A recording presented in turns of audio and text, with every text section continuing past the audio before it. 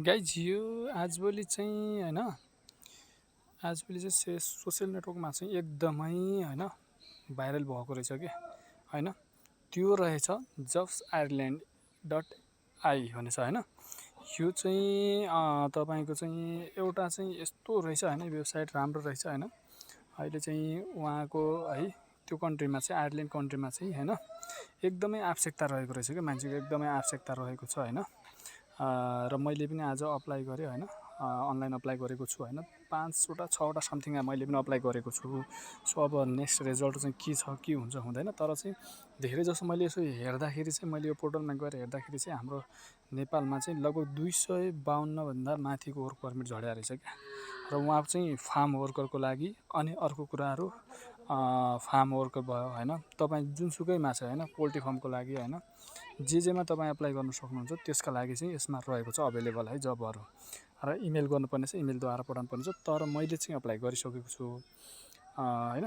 तपाईँले चाहिँ अब हेर्न सक्नुहुनेछ होइन जब आयरल्यान्ड डट एआई भनेर है आई भनेर चाहिँ तपाईँले चाहिँ गुगलमा सर्च गर्नुहोस् होइन सेम यस्तै खालको पोर्टल तपाईँले देख्न सक्नुहुनेछ होइन यो जब्स होइन आयरल्यान्ड डट आई भनेर छ होइन यसमा चाहिँ क्लिक गर्नु होला र यहाँ चाहिँ तपाईँले चाहिँ देख्न सक्नुहुन्छ र तर त्यहाँ सर्चमा गएर तपाईँले जब सर्च गरेर है अप्लाई गर्न सक्नुहुनेछ।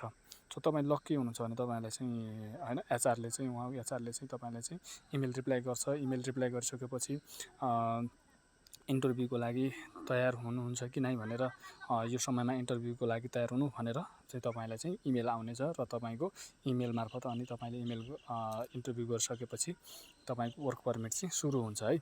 सो धेरै जस्तो अहिले चाहिँ होइन यो आयरल्यान्डमा चाहिँ गएका छन् होइन त्यहाँ जब अप्लाई गरिसकेका छन् र यता चाहिँ अहिले चाहिँ फ्री छ है तपाईँलाई चाहिँ त्यति पैसा लाग्दैन है।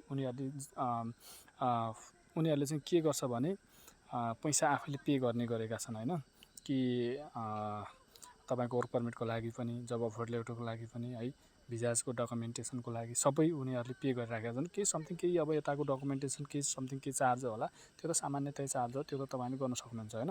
मेन भनेको सबै उहाँले गर्नुपर्ने छ होइन र एकदमै राम्रो क्या। यसमा चाहिँ तपाईँको आई थिङ्क कति छ भनेपछि है एनुअल चाहिँ सेलरी तपाईँको 36,000 चाहिँ तपाईँको एनुअल सेलरी रहेको छ भने नेपाली चाहिँ कति हुन्छ 36को आई थिङ्क 65-64 समथिङ लाखको चाहिँ एभरेजमा भइरहेको छ एनुअल होइन। तर चाहिँ अब चाहिँ 40 आवर चाहिँ पर विकमा हुन्छ होइन। अनि त्यसै गरेर चाहिँ अब सेलरी पनि अब कतिदेखि चाहिँ स्टार्ट गरेको छ भने 35 युरो चाहिँ स्टार्टिङ चाहिँ तपाईँको पर आवरको चाहिँ उनीहरूले पे गर्ने गरेको छ।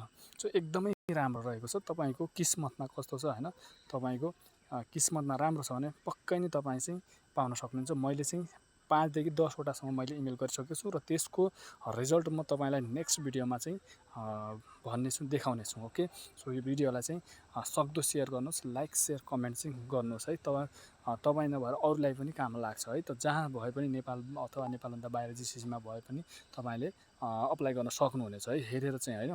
तपाईँले चाहिँ अनलाइनबाट आफैले गर्न सक्नुहुन्छ कुनै यो एजेन्टको लागि होइन आफैले अनलाइनद्वारा अप्लाई गर्न मिल्छ है गाइज।